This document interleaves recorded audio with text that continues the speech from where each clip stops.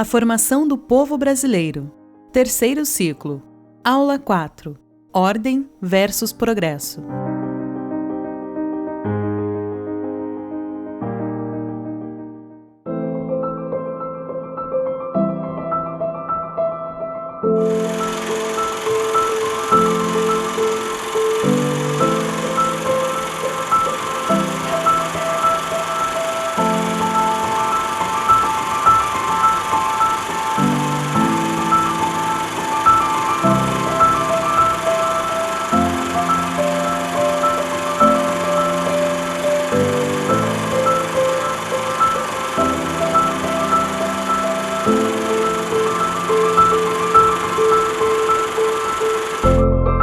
Surgimos da confluência do entrechoque e do caldeamento do invasor português com índios silvícolas e campineiros e com negros africanos, uns e outros aliciados como escravos. Minha amiga, meu amigo, pena que esse é o último momento do nosso curso Compreendendo o Brasil a partir das análises da Darcy Ribeiro na sua obra O Povo Brasileiro. Nesse momento a gente vai tratar sobre ordem e progresso. Será que esse disco positivista foi realmente aplicado nessa formação e consolidação do Brasil moderno que a gente entende? Será que essa ideia de ordem e progresso foi de forma efetiva constituída pelas elites dominantes? Será que houve resistência dos amplos setores da sociedade? Essa reflexão que nós vamos colocar nessa última etapa, que eu convido você para acompanhar essas reflexões e algumas indagações que eu vou colocar para você. Antes de entrarmos no tema principal da nossa última etapa deste ciclo, vamos detalhar o que significa o positivismo para melhor entendermos o tema desta aula. Na sequência, o professor Wendel vai falar sobre outros pontos da nossa aula. O positivismo é uma corrente teórica inspirada no ideal de progresso contínuo da humanidade. Ela defende a ideia de que o conhecimento científico seria a única forma de conhecimento verdadeiro. O progresso, que é uma constatação histórica, deve ser sempre reforçado, de acordo com Auguste Comte, criador do positivismo, que chamou de ciências positivas. As ciências positivas teriam a sua mais forte expressão na sociologia, ciência da qual Comte é considerado o fundador. O positivismo também incorporou, na teoria de Comte, elementos políticos e ganhou nos trabalhos de John Stuart Mill um sentido mais ético e moral. Isso acabou reforçando o molde de uma teoria política positivista, fundada na ordem do conhecimento para se alcançar o progresso. Ordem e progresso é a frase que está escrita na bandeira brasileira, desde a proclamação da República em 1889. Foi idealizada pelo filósofo Raimundo Teixeira Mendes, que se baseou na filosofia positivista de Auguste Comte. A palavra ordem significa a defesa e manutenção de tudo que funciona de maneira positiva. É a proteção do que é certo e bom em todos os aspectos da vida nacional. O progresso significa o avanço natural da sociedade e das instituições como consequência da defesa da ordem. O amor por princípio e a ordem por base. O progresso por fim. Bom, primeiro ponto é que o processo colonizador do Brasil, como a gente abordou de forma anterior, ela sempre foi baseada na anulação cultural de todas as matizes étnicas em prol do hegemonismo europeu. Os europeus, na sua visão elitista, eles podem até ter colocado um projeto de imposição da sua visão de sociedade, da sua cultura, seja de forma baseada na cooptação ou mesmo na imposição baseada na violência. Só que esse processo teria resistência, porque nem toda a cultura, como falamos anteriormente, ela é necessariamente hegemônica 100%. Ela vai ter que dialogar com o índio, vai ter que dialogar com o negro e, ora ou não, esses setores têm suas influências, seus valores que vão ser impostos para a sociedade. Por exemplo, o que não é o samba a partir da resistência do negro, ao mesmo tempo influenciando não só a forma da dança, como também os instrumentos musicais, e como é que o português, através dela, não participou do processo inclusivo com a influência do bumbo e assim sucessivamente. É, por exemplo, uma forma de aculturação, e assim sucessivamente.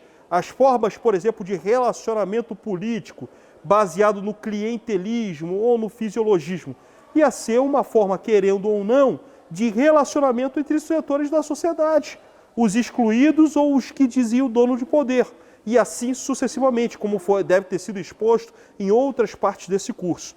Bom, esse mesmo processo de colonização e de consolidação da identidade nacional, na qual mencionamos nas outras partes do curso, seria, além de dialético, bastante anárquico, ou seja, sem qualquer planejamento nenhum da construção dessa sociedade, da idealização dessa sociedade, e ao mesmo tempo socialmente irresponsável, porque pouco importava para essas elites brancas a necessidade de inclusão social ou não, ou inclusão cultural desses setores, sejam os índios, sejam os negros, sejam os mestiços. Então é a partir dessa ótica que se dá, na verdade, esse projeto de formação do povo brasileiro. Conceito de anarquia. Embora o conceito de anarquia tenha o sentido de uma teoria política que rejeita a existência de um governo, trata-se de uma ideologia que não é a favor de nenhum tipo de hierarquia ou dominação imposta. Ao contrário do que muitos pensam no contexto político, a palavra anarquia nada tem a ver com desordem e confusão.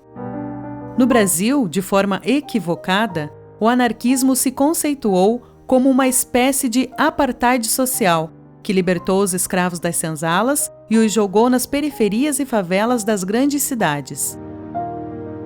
O que notamos é que a classe dominante brasileira jamais teve planejamento, visão estratégica. Nossa desculturalização, assim como nossa urbanização, seguem o fluxo caótico que está entranhado em nossa sociedade. A forma como se concedeu a formação colonial foi por meio de um método anárquico, selvagem e socialmente irresponsável. Jamais respeitaram qualquer ordem pré-estabelecida, assim como nos dias atuais. Modernização e industrialização compreende a luta de classes.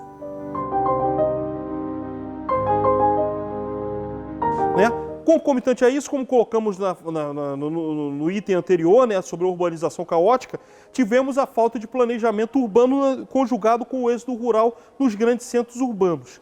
Concomitante a isso, teríamos grandes cidades como verdadeiros locais de depósitos de pobres, sem ter o apoio à altura do Estado.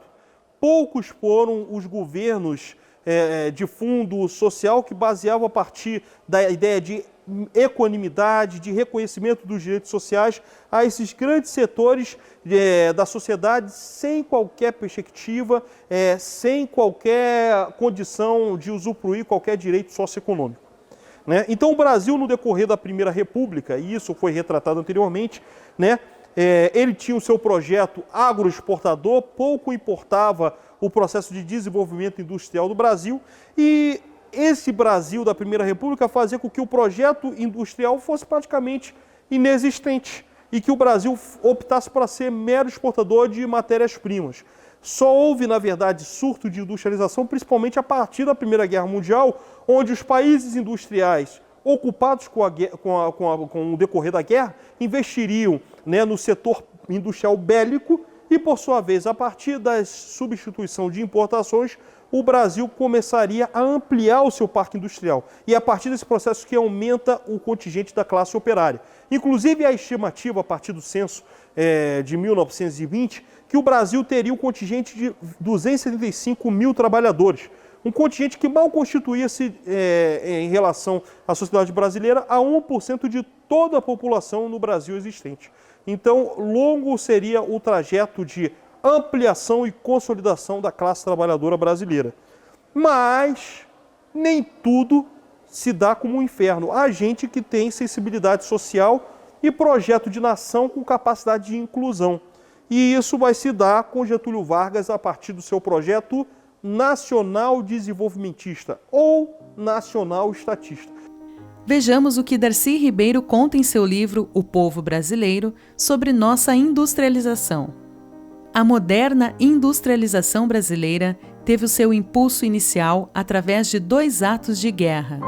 Getúlio Vargas impôs aos seus aliados, como condição de dar seu apoio em tropas e matérias-primas, a construção da Companhia Siderúrgica Nacional em Volta Redonda e da devolução das jazidas de ferro de Minas Gerais. Surgiram assim, imediatamente após a guerra, 2 dínamos da modernização no Brasil.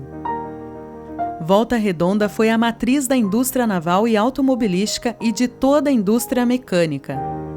A Vale do Rio Doce pôs nossas reservas minerais a serviço do Brasil, provendo delas o mercado mundial. Cresceu, assim, como uma das principais empresas do seu ramo. Além dessas empresas, o Estado criou várias outras com êxito menor, como a Fábrica Nacional de Motores e a Companhia Nacional de Alcalis. Essa política de capitalismo de Estado e de industrialização de base provocou sempre a maior reação por parte dos privatistas e dos porta-vozes dos interesses estrangeiros. Assim é que, quando Getúlio Vargas se prepara para criar a Petrobras e a Eletrobras, uma campanha uníssona de toda a mídia levou o governo a tal desmoralização que ele se viu na iminência de ser enxotado do catete.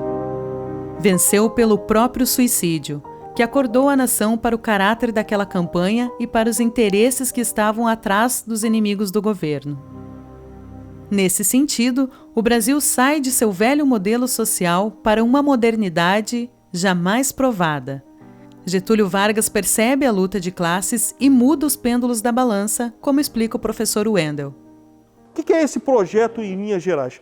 Essa visão preconiza ou defende que o Brasil, para se desenvolver, ele deveria ter, além de uma visão nacional, deveria ter essa percepção desse desenvolvimento nacional a partir do desenvolvimento do país através do processo de industrialização ou também, além do processo de industrialização, com a forte participação e indução do Estado como promotor desse desenvolvimento. Então, em linhas gerais, era essa concepção de Getúlio Vargas para a promoção do desenvolvimento nacional, baseado em um projeto includente, onde os setores até então excluídos passavam a ser portadores destes direitos sociais e passavam a ser vistos como autênticos cidadãos brasileiros.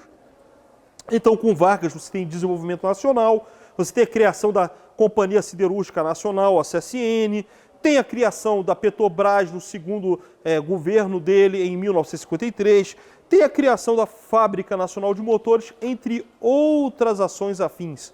É com Vargas que você tem a criação do Banco Nacional de Desenvolvimento para gerar condições de haver um desenvolvimento mais equânime no Brasil, principalmente aos outros setores do país mais atrasados e que careciam de um maior desenvolvimento socioeconômico, e assim sucessivamente.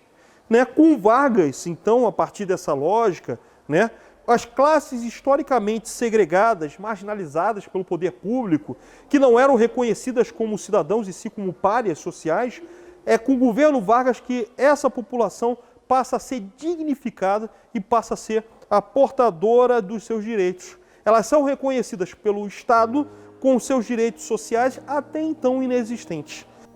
Ordem social sagrada. Desde o início da colonização no Brasil, 2 objetivos ficaram pré-estabelecidos: o da exploração e o messiânico. Nesse processo foi construído um controle social que se converteu em ordem social, sob o prisma de sagrada. Darcy Ribeiro esclarece em O Povo Brasileiro este processo. Outro processo dramático vivido por nossas populações urbanas é a sua deculturação. Sua gravidade é quase equivalente à primeira grande deculturação que sofremos no primeiro século, ao desindianizar os índios, desafricanizar os negros e deseuropeizar o europeu para nos fazermos.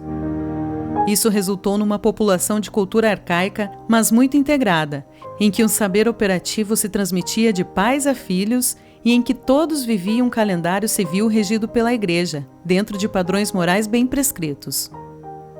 E jamais essas classes dominantes perdoariam Getúlio Vargas por terem reconhecido os pobres como atores sociais privilegiados. Jamais as classes dominantes cogitariam a existência de um Estado promotor do reconhecimento social a esses setores, como os governos de Vargas. Seja o primeiro governo, que começaria a partir da Revolução de 30 e terminaria com a sua deposição em 1945, ou seja, no segundo governo, a partir da sua eleição e a tomada do seu mandato em 51, até o seu suicídio em 24 de agosto de 1954. Então, para as elites, se a gente for ver o dístico da bandeira Ordem e Progresso, destinaria-se para os pobres a ordem daquilo que as elites desejavam. A ordem baseada no poder da violência, a ordem baseada na força, a ordem destinada aos pobres para segregá-lo de todos os bens sociais, a ordem capaz de dizer, olha, pobre, se vocês quiserem reivindicar os seus direitos, vocês não têm direito não, vocês vão ter o braço armado do Estado, vocês vão ter a PM para reprimir vocês, vocês vão ter, inclusive, as forças armadas, inclusive, em caso extremo, para reprimir e ver vocês como inimigo interno. Foi em vários momentos na história, foi a partir do regime ditatorial pós-64 e inclusive a partir do governo golpista pós-2016, com a famosa intervenção federal, que é nada mais, nada menos uma faceta de criminalização dos pobres, criminalização dos trabalhadores e do lupenzinato. Então, essa ordem imposta pela classe dominante aos pobres vai se dar a partir como um elemento de controle social e principalmente a partir de dois vetores, minha amiga, meu amigo. Quais são esses dois vetores?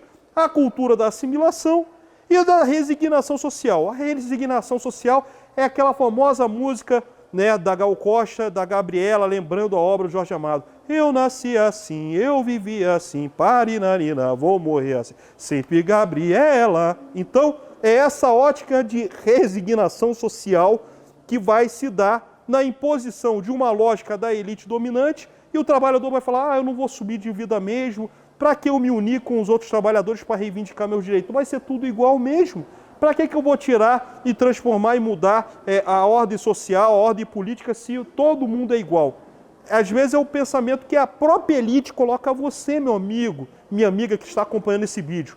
Mas saibam que justo o que uma elite não quer é um povo unido e cioso dos seus direitos sociais. É tudo que essa elite não quer. E ela vai usar de todos os meios, seja na imprensa, seja na veiculação de valores culturais, seja na repressão policial, ela vai utilizar vários meios para desmobilizar você, minha amiga, você, meu amigo, de se unir e fazer com que a consciência sua política seja um elemento de transformação da ordem socioeconômica e política existente. Então o progresso só vai ser destinado para quem nessa ordem do Brasil que está se construindo? Para as classes dominantes.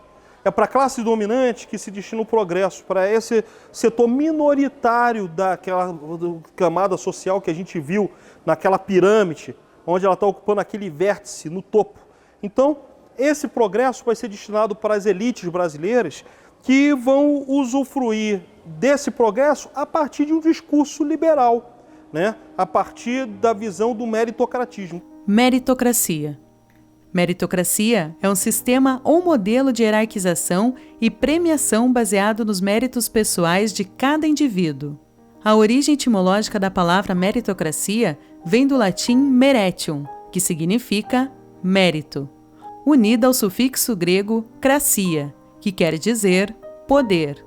Assim, o significado literal de meritocracia seria poder do mérito. O que é a visão meritocrata? Olha, eu, a partir do esforço do meu trabalho, da minha condição intelectual, eu vou conseguir adquirir melhores condições socioeconômicas. O discurso é bonito, até concordo, mas se torna feio quando você tem uma sociedade baseada pela exclusão social, onde o meritocratismo é, na verdade, uma farsa, onde apenas uma minoria que tem a condição de ter a possibilidade de sair de uma estratificação socioeconômica específica para alcançar setores maiores da sociedade, seja a pequena burguesia ou seja a elite. Porque, na verdade, a nossa sociedade é excludente. Por exemplo, como é que você pode disputar, ascender ao espaço de acesso à educação superior, a nível superior, através do vestibular, onde uma pessoa tem acesso aos bens simbólicos, ao conhecimento, a possibilidade de ter um curso de inglês, um curso de música, um curso de francês, ou ter tempo de educação nos cursos pré-vestibulares, com condição socioeconômica privilegiada para alcançar esses bens, e do outro, aquela pessoa que reside na comunidade, que mal tem o que sobreviver, que utiliza-se de grande parte do tempo para trabalhar para a sua subsistência e quase não tem tempo para estudar. Então, você vê uma disputa já desigual no acesso ao bem público que deveria ser de todos, que é o ensino superior. E assim como esse exemplo, vários outros podem apontar para a falácia e para a mentira desse discurso meritocrático, que apenas só beneficia as classes dominantes e apenas permite e justifica a legitimação das elites junto à classe trabalhadora. E a classe trabalhadora, ou o Lupezinato fala, minha vida é assim, eu jamais vou conseguir ser assim, ou somente com o meu esforço que eu vou alcançar. Tudo isso, quando você pensa assim, você está pensando com a mentalidade da elite, sem você perceber que você está usando do discurso da elite para perpetuar essa desigualdade social. Então, com todo esse pensamento que você vê dessa sociedade, se a ordem é baseada para a repressão das classes desfavorecidas, da classe trabalhadora, né, dos marginalizados, dos vulnerabilizados, o progresso é só para uma pequena vertente, que utiliza-se do discurso meritocrata para dizer, olha, só pelo mérito é que você pode conseguir algo. Só que não adianta meritocracia se o Estado não fomenta a esse povo as mínimas condições para que ele possa usufruir dos bens sociais. Então se torna algo demagógico. Então, se esse Estado não está presente, se esse Estado não oferece esses bens sociais, o povo começa a legitimizar com toda razão o Estado. E aí, muitas vezes, o tráfico, que ocupa a condição de um Estado paralelo, ou às vezes o povo, por exemplo, muitas vezes, o Estado não fornece nem água e luz para o cidadão, nem um saneamento básico, e o cidadão faz o seu gato, e muitas vezes o poder público condena esse cidadão, mas é esse mesmo cidadão que não tem qualquer serviço do Estado e não reconhece o mesmo poder público. E aí começa a ter aquela ideia clássica de que o cidadão trabalhador, e isso é a reflexão profunda do Darcy Ribeiro, o trabalhador não reconhece o Estado porque esse Estado é ausente e não dá as mínimas condições para que esse trabalhador tenha um mínimo de dignidade. Então, as classes dominantes, em sua irresponsabilidade e em sua falta de comprometimento mínimo com a ideia de uma nacionalidade integradora, ela exclui e segrega o povo, perdem o controle das massas quando determinado implode o processo de exclusão social, e a partir dessa aguda exclusão social que volta e meia o povo tem momentos de ápice de construção da sua consciência social, seja como classe ou seja num algo mais elevado, como um povo constituído e cioso da sua consciência com seus direitos políticos e sociais. Então, todo o sistema político vigente, todo o aparato legal existente na verdade, para muitas vezes legitimar essa classe dominante, e geralmente hegemonicamente branca. E raros são os mestiços que alcançam espaços de poder, e muitas vezes raros são aqueles que colocam com a ideia de democratizar para o conjunto da sociedade todos os direitos sociais. Então esse sistema político vigente, ele é rigidamente hierarquizado, ele visa perpetuar essas elites do poder, raras vezes você tem mecanismos de democratização do acesso ao poder ao conjunto da classe trabalhadora, né? Porque toda essa medida legal e existente pelas elites é para perpetuar a sua hegemonia e fazer com que as elites, mesmo em várias facetas, elas se solidarizem entre si e excluem de forma legal os marginalizados em exercer todos os seus direitos políticos na prática.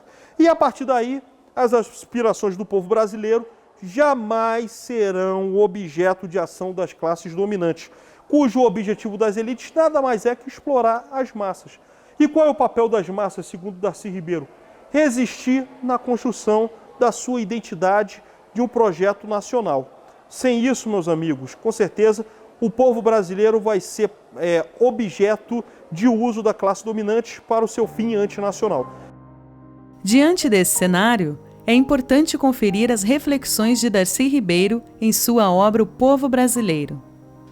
Em nossos dias, O principal problema brasileiro é atender essa imensa massa urbana que, não podendo ser exportada, como fez a Europa, deve ser reassentada aqui. Está se alcançando, afinal, a consciência de que não é mais possível deixar a população morrendo de fome e se trucidando na violência, nem a infância entregue ao vício e à delinquência e à prostituição. O sentimento generalizado é de que precisamos tornar nossa sociedade responsável pelas crianças e anciãos.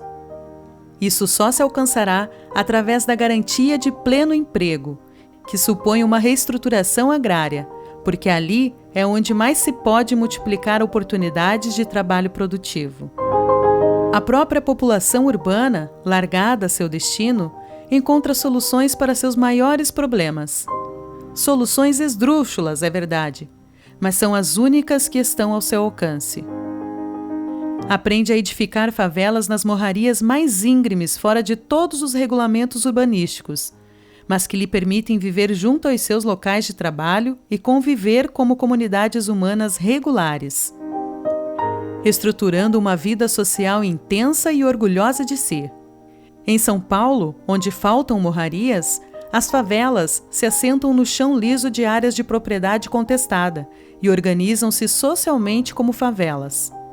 Resistem quanto podem a tentativas governamentais de desalojá-las e exterminá-las.